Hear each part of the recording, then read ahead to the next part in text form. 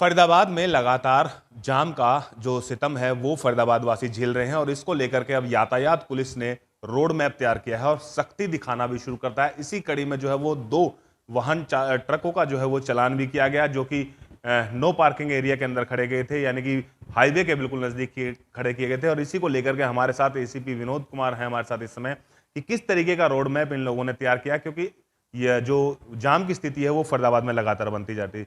ACP साहब, लगातार जाम की स्थिति फरीदाबाद में बुरा हाल है, उसको लेकर के किस तरीके का रोड मैप और किस तरीके की सख्ती?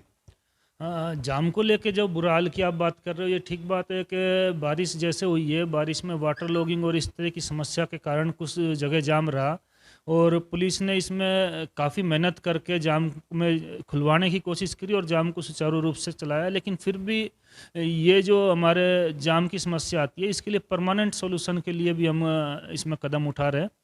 तो इसमें हमारा एक जो आप जैसे आप बता रहे हैं कि नो पार्किंग में या हाईवे के जो ट्रक खड़े हो जाते हैं या दूसरी गाड़ियां जो खड़ी हो जाती है, उसके लिए हम चालान तो प्रॉपर कर ही रहे हैं, लेकिन थोड़ा सा उसमें और सख्त कार्रवाई करते हुए हमारे फरीदाबाद के पुलिस आयुक्त श्री विकास अरोड़ा जी के आदेश पर और हमारे डीसीपी ट्रैफिक जी के आदेश पर हमने ट्रकों की अभी एफआईआर दर्ज करना भी शुरू कर दिया है। और इस कड़ी में हमने जैसे आप बता रहे हैं कि 2 ट्रकों की एफआईआर भी दर्ज करी है। जिस भी ट्रक से गाड़ी को रास्ते में खड़े करने से रास्ता रुकता है या किसी की जान माल जाने का खतरा होता है, तो उसके खिलाफ अभी सख्त कार्रवाई करने की हमने और 2 एफआईआर दर्ज करने का इसमें हमने फैसला लिया है। जी, कोई पॉइंट चिन्हित किए होंगे आपने कि कहाँ पे जो है वो मैक्सिमम जाम रहता है, तो उसको लेकर के कुछ एक्शन प्लान, कुछ सख्त एक्शन प्लान?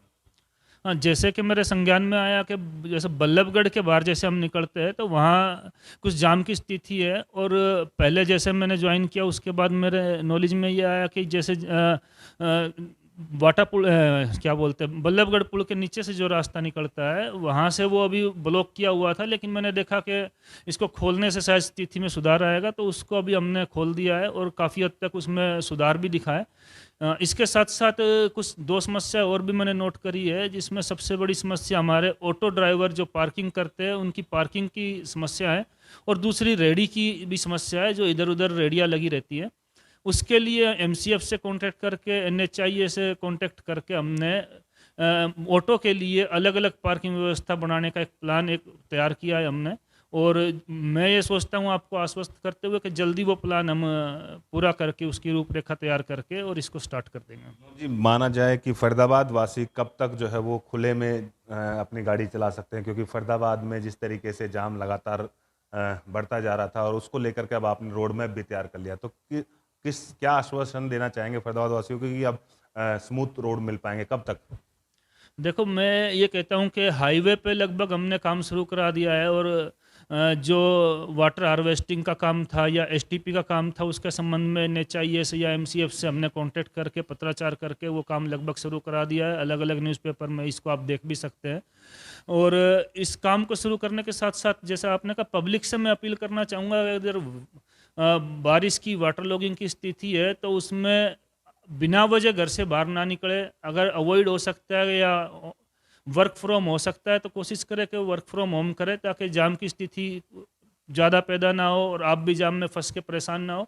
फिर भी हमारी तरफ से मैं ये आश्वासन दूंगा कि जिस तरह से हम काम कर रहे हैं, सभी डिपार्टमेंट मिलकर काम कर रहे हैं, तो बारिश के सीज़न में मुझे नहीं लगता कि बहुत ज़्यादा जाम की स्थिति आने दी जाएगी।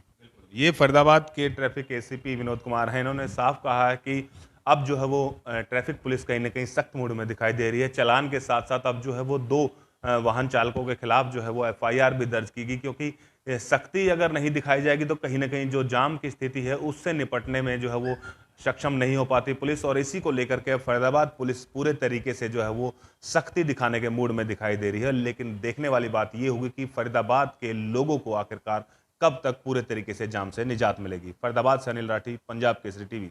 हमसे जुड़े रहने के लिए हमारे YouTube चैनल को सब्सक्राइब करें और नई वीडियो की नोटिफिकेशन के लिए बेल आइकॉन को दबाएं। अगर आप ये वीडियो Facebook पर देख रहे हैं तो लाइक जरूर करें और ज्यादा से ज्यादा शेयर करें। धन्यवाद।